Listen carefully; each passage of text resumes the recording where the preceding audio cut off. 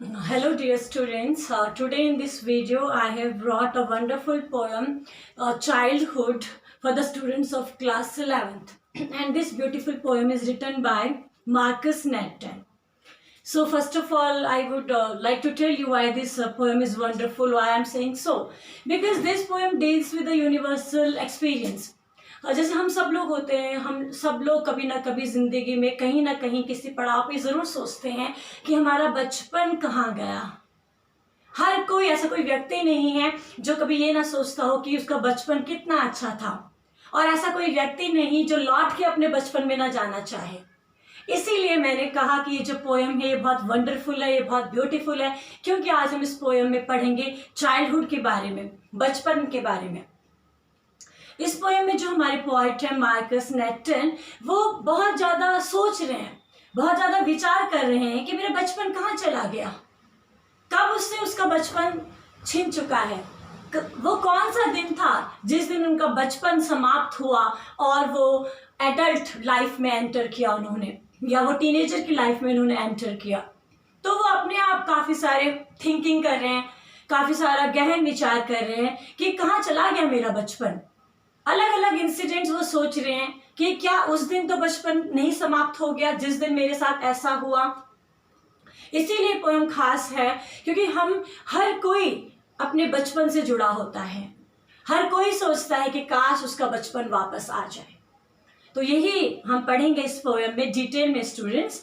और अगर अभी आपकी बुक आपके पास नहीं है तो आप वीडियो को पॉज कीजिए, अपनी बुक लेके आइए, क्योंकि हम इस पोएम को लाइन वाइज पढ़ेंगे, समझेंगे और हम इसका आनंद भी उठाएंगे।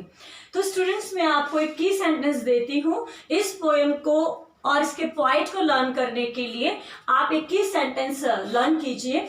चाइल्डहुड में सब चाहते थे टीचर्स मार्क अस नेट 10। मार्क मतलब टीचर्स हमें 10 में से 10 दें, मार्क अस नेट 10। ठीक है, बचपन में बच्चे चाहते हैं कि हर टीचर हमें 10 में से 10 दे। सो ये कीवर्ड है, चाइल्डहुड में सब चाहते थे मार्क एस नेट 10। और मैंने यहाँ पे नेट 10 लिखा हुआ है, वैसे स्पेलिंग में मार्कस की स्पेलिंग जो है मार्क अस NATTEN नेटन है, बट यहाँ पे आप लोगों को लर्न करने के लिए मैंने कहा है चाइल्डहुड में हम सब चाहते थे टीचर्स हमें मार्क अस नेट 10। सो इस अकॉर्डिंग मैंने देखा है मेरे काफ़ी स्टूडेंट्स को जब मैं कीवर्ड्स दिया मैंने तो उनको बहुत जल्दी से याद हुआ है स्टूडेंट्स ना। अब हम देखते हैं कि इस पोएम में पोइट का बचपन कब छिना उससे, और वो क्या क्या दलीलें खुद को दे रहे हैं कि उसका बचपन कब उससे छिन गया। और साथ साथ हम पोएटिक डिवाइसेस के बारे में पढ़ेंगे स्टूडेंट्स। पोएटिक डिवाइसेस मैंने आपको बताया है, जिस प्रकार हिंदी भाषा में अलंकार होते हैं उसी को हम इंग्लिश में पोएटिक डिवाइसेस कहते हैं, या हम इसको लिटरेरी डिवाइस भी कहते हैं। So will begin this poem, right. When did my childhood go. Poet अपने आप से सवाल कर रहा है कि मेरा चाइल्डहुड कब खत्म हो गया, मेरा बचपन कब चला गया, कब खत्म हो गया, कहाँ खो गया, मुझे समझ नहीं आता। Was it the day I ceased to be 11। बेटा cease का मतलब होता है stop, CEASE का मतलब होता है stop। आप इसको लिख लीजिए, आपकी बुक में आपको एक नोट और रजिस्टर भी लेके बैठना चाहिए, साथ में आप नोट्स भी बनाइए। कहता है ये उस दिन तो नहीं था जिस दिन मैं 11 साल का हुआ। जिस दिन मैं 11 साल का हुआ, क्या उस दिन तो मेरा बचपन समाप्त नहीं हो गया। Was it the time I realized that hell and heaven could not be found in geography। फिर पॉइंट कह रहा है क्या वो तो दिन नहीं था जिस दिन मुझे एहसास हुआ कि ज्योग्राफी की बुक्स में हेवन और हेल तो कहीं है ही नहीं। बेटा आप ज्योग्राफी की बुक्स देखिए, आपको हर कंट्री के बारे में पता चलेगा, कॉन्टिनेंट्स के बारे में पता चलेगा, समुद्रों के बारे में पता चलेगा, देशों के बारे में पता चलेगा, माउंटेन्स, नदियां, ज्योग्राफी में सब पता चलेगा। लेकिन आपको कहीं ज्योग्राफी में हेल नजर नहीं आएगा। हेल का मतलब होता है नरक। आपको कहीं हेवन नजर नहीं आएगा। हेवन का मतलब होता है स्वर्ग। तो पॉइंट अपने आप से सवाल कर रहा है कि क्या जिस दिन मैंने ये महसूस किया, जिस दिन मुझे सच्चाई का पता चला कि ज्योग्राफी की बुक्स में ना तो स्वर्ग है और ना नर्क है, तो जिस दिन मुझे ये अक्ल आई, क्या उस दिन से तो मेरा बचपन मुझसे छिन नहीं गया, उस दिन से मेरा बचपन समाप्त नहीं हो गया, जिस दिन से मेरी जो समझ है वो विकसित हो गई। सो अब बेटा अगर हम यहाँ पे बात करें, यहाँ पे एक लिटरेरी डिवाइस है, यहाँ पे एक अलंकार है जिसको हम एंटीथीसिस कहते हैं। एंटीथीसिस अगर हम हिंदी में बात करें तो विरोधाभास अलंकार होता है। विरोधाभास अलंकार मतलब ऐसे दो शब्द होते हैं जो कॉन्ट्राडिक्टरी होते हैं, अपोजिट वर्ड्स होते हैं, जैसे हेवन एंड हेल, ये अपोजिट वर्ड्स हैं। तो जहां पर अपोजिट वर्ड्स होते हैं, अपोजिट आइडियाज को हाईलाइट करने के लिए, वहां पर आपका लिटरेरी डिवाइस होता है मेरे प्यारे बच्चों, एंटीथीसिस, राइट। हिंदी में उसको आप कहेंगे विरोधाभास अलंकार। Now and therefore could not be was that the day. So उसके बाद पॉइंट कह रहा है कि मुझे लगता है जिस दिन मैं 11 साल का हुआ, जिस दिन मुझे पता चला कि ज्योग्राफी की बुक्स में तो हेवन और हेल है ही नहीं, स्वर्ग और नर्क नाम की तो कोई चीज ही नहीं है, जिस दिन से मुझे यह अक्कल आई, जिस दिन से मुझे यह पता चला कि स्वर्ग नर्क नाम की कोई चीज नहीं होती, मुझे लगता है शायद मेरा बचपन तब से ही समाप्त हो चुका है। नाउ स्टूडेंट्स, नेक्स्ट हम स्टैंजा करते हैं बच्चों। When did my childhood go? बहुत बड़ी बात है बेटा, आप यहाँ पे ध्यान से देखो। When did my childhood go? ये लाइन रिपीट हो रही है। ये लाइन आपके फर्स्ट स्टैंजा में भी फर्स्ट लाइन आपकी यही है। तो जब कभी भी पोयम में कोई वर्ड, कोई फ्रेज, कोई सेंटेंस रिपीट होता है तो हम पोएटिक डिवाइस लिखेंगे रेपिटिशन। रेपिटिशन का मतलब होता है रिपीट करना। हिंदी में होता है पुनरुक्ति प्रकाश अलंकार। पुनरुक्ति प्रकाश अलंकार ये हिंदी में होता है। तो इसमें क्या होता है, कोई शब्द, कोई वाक्यांश या कोई वाक्य ये रिपीट होता है पोयम में। और पोएट ऐसा क्यों करता है बच्चों? पोएट ऐसा करता है अपनी पोयम में हाईलाइट करने के लिए, किसी बात पे दबाव देने के लिए, किसी बात को बहुत ज्यादा एम्फसाइज करने के लिए और पोयम की सुंदरता बढ़ाने के लिए। तो आपके जहां पर ये लाइन है this one, when did my childhood गो, इस लाइन में and was that the day, क्योंकि वॉज दैट द डे जो ये लास्ट लाइन है ये हर स्टैंजा में तीनों स्टैंजा में वॉज दैट द डे ये लाइन भी रिपीट हो रही है। तो ये दोनों ही लाइन रिपीट हो रही है, इसीलिए इस पोएम में 3 स्टैंजास में आपके रेपिटेशन फिगर ऑफ स्पीच भी है। चलिए अब हम सेकंड स्टैंजा को समझते हैं और उसको आनंद भी लेते हैं। बेटा जो पोएम्स होती हैं इनके 2 मकसद होते हैं। एक मकसद होता है इसमें खो जाना, इसको एंजॉय करना, और दूसरा मकसद होता है इसमें एक ज्ञान की बातें हैं, इसमें एक वैल्यू है, इसमें हमारे लिए एक सीख है, तो वो सीख को जिंदगी में ढालना। So when did my childhood go? Was it the time I realized that adults were not all they seemed to be? They talked of love and preached of love, but did not act so lovingly. Was that the day? अब point अपने आप से कह रहा है कि मेरा बचपन उस दिन तो समाप्त नहीं हुआ जिस दिन मुझे पता चला कि जो ये वयस्क लोग होते हैं, ये जो एडल्ट लोग होते हैं, ये जो बड़े लोग होते हैं, ये जो बुजुर्ग लोग होते हैं, ये बातें तो प्यार की करते हैं, भाईचारे की करते हैं, सौहार्द की करते हैं, उपदेश देते हैं, हर किसी से कहते हैं प्यार से रहो, भाईचारे से रहो, लेकिन हकीकत में ऐसा करते नहीं हैं, प्यार से नहीं रहते, धर्म के नाम पे लड़ते हैं, आरक्षण के नाम पे लड़ते हैं। तो ये कह रहा है पॉइंट कि जिस दिन मुझे ये महसूस हुआ, जिस दिन मुझे ये पता चला कि जो ये बड़े लोग हैं, जो एडल्ट्स हैं, ये बातें तो प्यार की करते हैं लेकिन प्यार से रहते नहीं हैं, जिस दिन मुझे जिंदगी की सच्चाई के बारे में पता चला, क्या उस दिन तो मेरा बचपन मुझसे छिन नहीं गया था? क्या उस दिन से मेरा बचपन चला गया और मेरा एडल्टहुड स्टार्ट हुआ? तो ये हमारा पॉइंट सोच रहा है। अब बेटा मैं बात कर रही हूँ इस सेकंड स्टैंजा में, अगर आपकी लाइन है they talked of love and praised of love but did not act so lovingly. अगर हम इन 2 लाइन की बात करें बच्चों, तो यहाँ पे जो पोएटिक डिवाइस है वो है हिपोक्रेसी। हिपोक्रेसी क्या होता है? हिपोक्रेसी का मतलब होता है कि हमारा करनी अलग है और हमारी कथनी अलग है। हमारी करनी और कथनी में अंतर है। जब हमारी करनी और कथनी में अंतर होता है तो समझिए वहां पे आपका वो हिपोक्रेट होते हैं वो लोग, और वहां पे हिपोक्रेसी होती है। हिपोक्रेसी मतलब दिखावा कुछ और करना और हकीकत में कुछ और होना। तो आपकी इस स्टैंजा में ये जो दो लाइन है, they talked of love and praised of love but did not act so lovingly. अगर हम इन दो लाइन की बात करें, सेकंड स्टैंजा की बात करें, तो यहाँ पे जो लिटरेरी डिवाइस है बच्चों, वो है आपका हिपोक्रेसी। और मैंने आपको बताया हिपोक्रेसी क्या होता है। जो हमारा आज व्यवहार होता है वो दिखाने का कुछ और होता है और हकीकत में कुछ। आपने सुना भी होगा, हाथी के दांत दिखाने के कुछ और होते हैं और खाने के कुछ और होते हैं। ये कहावतें ऐसे नहीं बनी बेटा, ये बनी है व्यक्तित्व को देख के बनी है कि हाथी के दांत दिखाने के कुछ और हैं और खाने के कुछ और। इसका मतलब इंसान दिखने में कुछ और होता है और उसका जो व्यवहार होता है, इंटरनली जो वो होता है, वो अलग होता है। Now will proceed to third stanza. मेरे प्यारे बच्चों, मुझे पूरी उम्मीद है कि आपको बिल्कुल अच्छे ढंग से समझ में आ रहा होगा। बहुत अच्छी पोएम है, बहुत ध्यान से समझेंगे इसको। When did my childhood go? अब बताओ कौन सा फिगर ऑफ स्पीच है यहाँ पे? वेरी गुड, रेपिटेशन, रिपीट हो रही है ना line. Was it when I found my mind was really mine to use whichever way I choose, producing thoughts। अभी वो कह रहा है कि मेरा बचपन कब खो गया। क्या ये उस दिन तो मेरा बचपन नहीं खोया जिस दिन मुझे लगा कि जो मेरा मस्तिष्क है, मेरे जो विचार हैं, वो मेरे अपने हैं। बेटा, जब हमारा बचपन होता है तो हम सब अपने माता पिता के अनुसार, अपने दादा दादी के अनुसार, अपने परिवार के अनुसार चलते हैं, इसीलिए वो बचपन होता है। तो बचपन में हम अपने घर के सदस्यों के अनुसार ड्रेस का चूज करते हैं, खाने का चूज करते हैं, कुछ भी अगर हम करते हैं तो वो हमारे घर के लोगों के अकॉर्डिंग होता है। हमारी खुद की थिंकिंग नहीं होती, हमारी विचारधारा नहीं होती।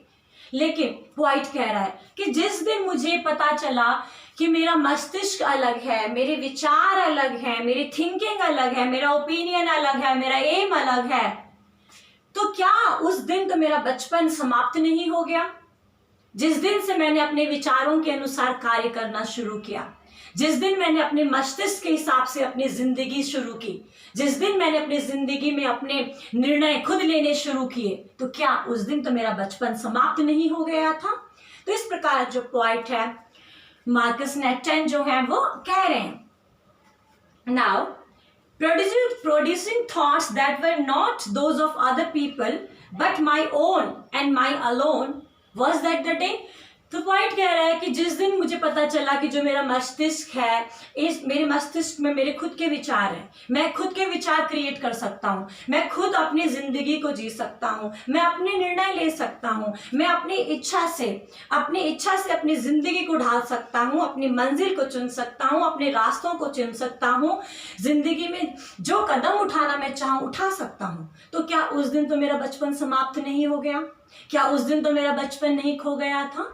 इस प्रकार जो पोइट हैं वो सोच रहे हैं। अब बेटा अगर हम यहाँ पे बात करते हैं तो इस स्टैंजा में, थर्ड स्टैंजा में एक पोएटिक डिवाइस है जो है इंडिविजुअलिटी। इंडिविजुअलिटी क्या होता है? इंडिविजुअल शब्द आपको पता होगा। इंडिविजुअल का मतलब होता है विशिष्ट। हर व्यक्ति इंडिविजुअल है, हर व्यक्ति विशिष्ट है, विशेष है, कोई इसकी जगह नहीं ले सकता। तो इंडिविजुअलिटी का मतलब यूनिक।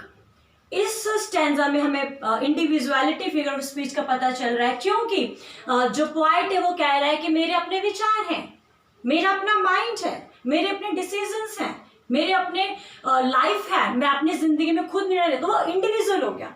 अब वो किसी के ऊपर डिपेंड नहीं है, वो इंडिविजुअली डिसीजन ले सकता है, वो इंडिविजुअल जिंदगी में आगे जा सकता है, वो इंडिविजुअली अपने सपने को साकार कर सकता है। तो इसीलिए यहाँ पे बेटा फिगर ऑफ स्पीच अगर हम बात करते हैं तो वो होगी इंडिविजुअलिटी। बच्चों इसी स्टैंजा में एक लाइन है, to use whichever way I choose. इस लाइन में बेटा आप इसको अंडरलाइन करो। इस लाइन में अगर हम फिगर ऑफ स्पीच की बात करें तो इन्वर्जन है। ये आपके लिए एक नया शब्द होगा। इन्वर्जन का मतलब क्या होता है? इन्वर्जन का मतलब होता है हेर फेर, शब्द में हेर फेर। अगर हम इंग्लिश की बात करते हैं तो हमारे सेंटेंस का स्ट्रक्चर कहता है सब्जेक्ट वर्ब ऑब्जेक्ट। सेंटेंस के स्ट्रक्चर के हिसाब से आपका सबसे पहले सब्जेक्ट आता है, फिर आपका हेल्पिंग वर्ब आता है, फिर मेन वर्ब आता है। अगर सेंटेंस में प्रेपोजिशन है तो वो आएंगे, अदरवाइज लास्ट वर्ड आपका ऑब्जेक्ट होता है। लेकिन जब आप इस ऑर्डर में इस ऑर्डर को चेंज कर देते हो, आप वर्ब को आगे ले आओगे और आप सब्जेक्ट को पीछे ले आओगे, तो इस प्रकार का जो बदलाव होगा, वर्ड्स के ऑर्डर में जो बदलाव होगा, उसको आप इन्वर्जन कहते हो। जैसे मैं आपको बताती हूँ बेटा कैसे। जैसे अगर हम इसको बात करें तो ये ऐसा होना चाहिए था, आई चूज विच एवर वे, मतलब मेरी मर्जी है, मैं कोई भी रास्ता चूज कर सकता हूं। लेकिन इसमें उन्होंने क्या किया, to use whichever way I choose. I जो है आपका सब्जेक्ट और जो वर्ब है, ये बिल्कुल सेंटेंस के एंड में ले आए।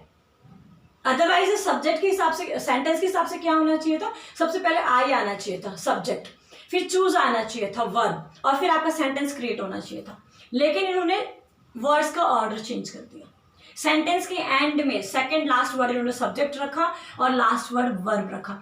तो इस प्रकार अगर आपके सेंटेंस के वर्ड्स के ऑर्डर में चेंज होता है, तब हम वहां पे बात करेंगे फिगर ऑफ स्पीच की, तो होगा इन्वर्जन। नाउ लास्ट स्टैंजा है students, where did my childhood go.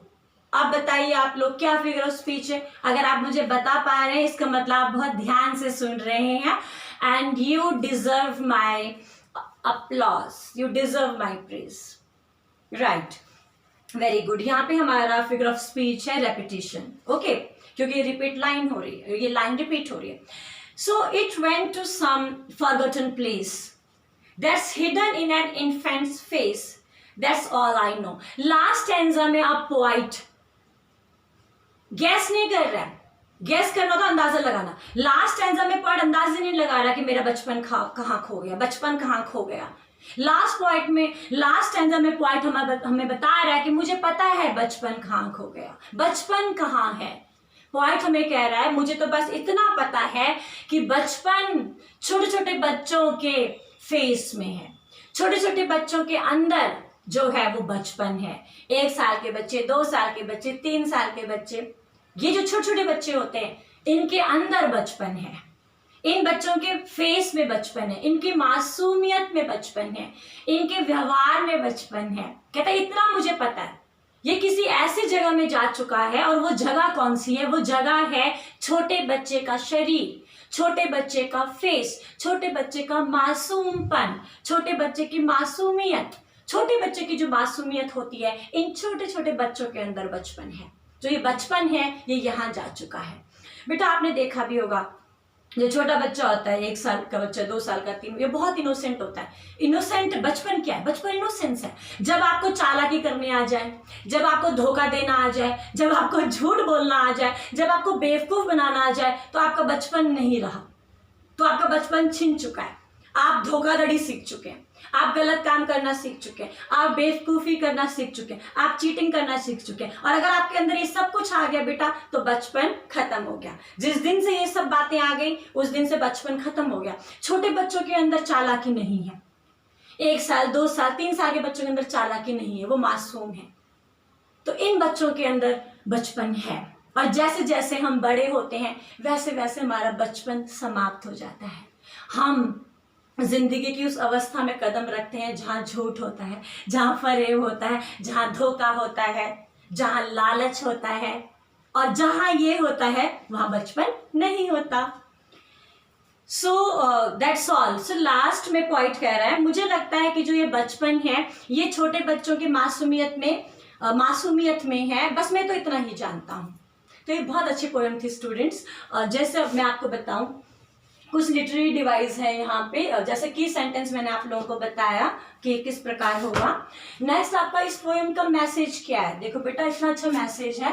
The poem childhood focus on the theme of loss of innocence. ये जो पोएम है, इसकी थीम क्या है कि जो हमारा इनोसेंस है, हमारा जो भोलापन है, ये खो चुका है। इस भोलेपन की जो हमें लॉस हुआ है, भोलापन जो हमारी जिंदगी से हट गया, ये उसकी थीम है। और सेकेंडली पोइट वंडर्स, जो कवि है वो बहुत ज्यादा हैरान है, वो बहुत ज्यादा सोच रहा है कि कहाँ गया और कब गया मेरा बचपन। और वो एम्फसाइज कर रहा है इस बात में कि जो उसका बचपन है और वो जो उसका बिलीव है, अब वो अवस्था उसकी समाप्त हो चुकी है और वो अवस्था उसकी अब खो चुकी है। छोटा सा ये मैसेज है इस पोएम का, 3 लाइन्स का है, इजी लैंग्वेज में मैंने आपके लिए बनाया। बच्चों, जैसे मैं बात करूँ लिटरेरी डिवाइस की, हिपोक्रेसी मैंने आपको बताया, इंडिविजुअलिटी मैंने आपको बताया, रेपिटेशन हमने आपको बताया, एंटीथेसिस बताया स्टूडेंट्स, और इन्वर्जन भी हमने आपको बताया। तो इस पोएम में बेटा हमारे पास एक और लिटरेरी डिवाइस होगा, दैट्स एलिट्रेशन। जैसे मैंने आपको बताया एलिट्रेशन हमारा जो फिगर ऑफ स्पीच होता है स्टूडेंट्स, इसमें रिपीटिशन होता है, वर्ड्स का रिपीटेशन होता है बिगिनिंग में कंसोनेंट साउंड्स का रिपीटेशन होता है। तो इस प्रकार जैसे आपकी एक लाइन है, was it when I found, अगर आप बात करते हैं वॉज इट व्हेन, तो डब्ल्यू साउंड रिपीट हो रहा है, अलिट्रेशन अलंकार है, यहाँ पे फिगर ऑफ स्पीच है।